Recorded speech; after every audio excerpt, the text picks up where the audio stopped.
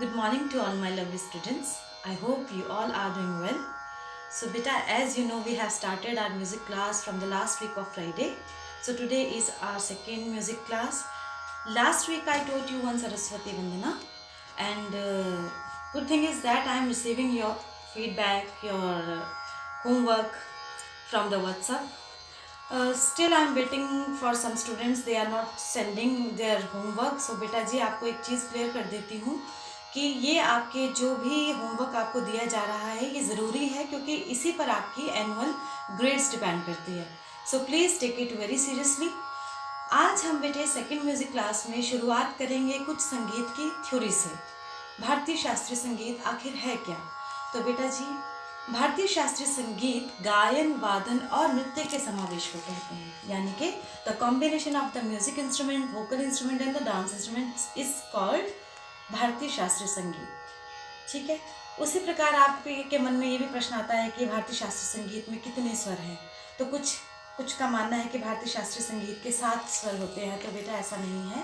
भारतीय शास्त्रीय संगीत के कुल 12 स्वर हैं, जिसमें से 7 शुद्ध और 5 विकृत हैं. जो 7 शुद्ध स्वर है, उन्हीं में से जो 5 विकृत स्वर हमारे बनते हैं. इनमें से 2 ऐसे स्वर हैं जो अपने स्थान स्थिति से नहीं हटते हैं, उन्हें अटल स्वर कहा जाता है, जैसे सा और प. सा और प अपनी श्रेणी से कभी भी नहीं हटते हैं. बाकी के बचे रे ग ध म, रे ग म ध नि, ये स्वर जो हैं अपने अपने स्थान से हटने की वजह से इनको विकृत कोमल कहा जाता है. इसमें मैं आपको थोड़ा सा प्रैक्टिकल करके बताऊंगी कि वो स्वर कहाँ हैं. तो देखिए बेटा, जैसे ये सा है, सा, जैसा कि मैंने आपको बताया कि ये एक अचल स्वर है और ये अपने स्थान से कभी भी नहीं हिलता. सा रे, ये रे बेटा, ये रे शुद्ध है. सा रे, ये रे बेटे कोमल है. सा रे गा, गा शुद्ध. सा रे गा, गा कोमल. सा रे गा मा शुद्ध. सा रे गा मा. अब बेटा आपको एक बात यहाँ क्लियर कर दूं कि म अपने स्थान से उतरने की बजाय एक साथ चढ़ जाता है, तो इसलिए शार्प मध्यम बन जाता है. इसको तीव्र म कहते हैं, कोमल म नहीं कहते हैं. यह है तीव्र म. सा रे गा मा पा, अटल स्वर जो कि अपने स्थान से नहीं हटेगा. सा रे गा मा पा धा, सा रे गा मा पा धा, ये धा कोमल. सा रे गा मा पा धा रे, सा रे गा मा पा धा रे, ये नहीं कोमल बेटा. सा रे गा मा पा धा रे सा, सा फिर से अटल स्वर. सा रे धा पा मा गा रे सा, ये सारे सुर. सा रे गा मा पा धा रे सा, सा रे धा पा मा गा रे सा. ये सारे बेटा विकृत स्वर कोमल स्वर के साथ मैंने आपको पूरी आरोह अवरोह बजाकर दिखाई. इसके बाद बेटा जी, कोमल स्वरों के नीचे हमेशा एक रेखा का निशान आता है, जो कि आपको आपके नोट जो मैं आपको भेजूंगी उसमें आपको देखने को मिल जाएगा.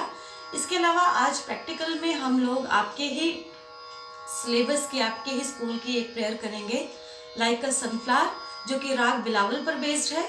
और राग बिलावल की जाति संपूर्ण है और इसका चलन वक्र चलन है. तो इस राग पर डिपेंड आज आपको मैं जो प्रेयर करवाने जा रही हूँ, like a sunflower.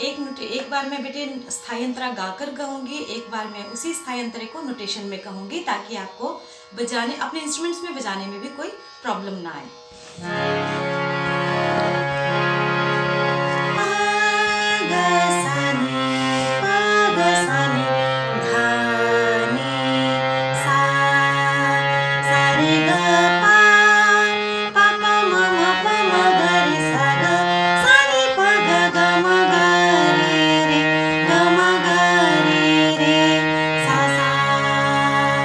Like a sunflower that follows every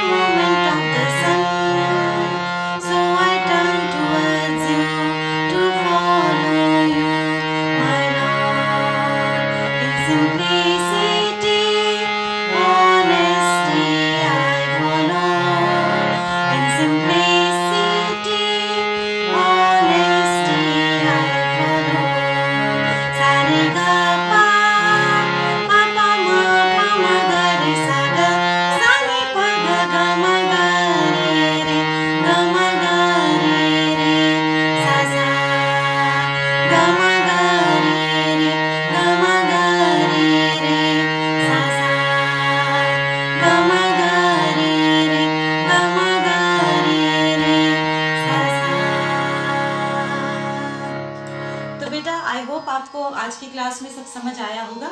और बेटे मैं आपको लिरिक्स और नोटेशन व्हाट्सएप के थ्रू आपके ग्रुप्स में भेज दूंगी, और अगले शुक्रवार तक मुझे इसकी आंसर, इसका फीडबैक, होमवर्क चाहिए।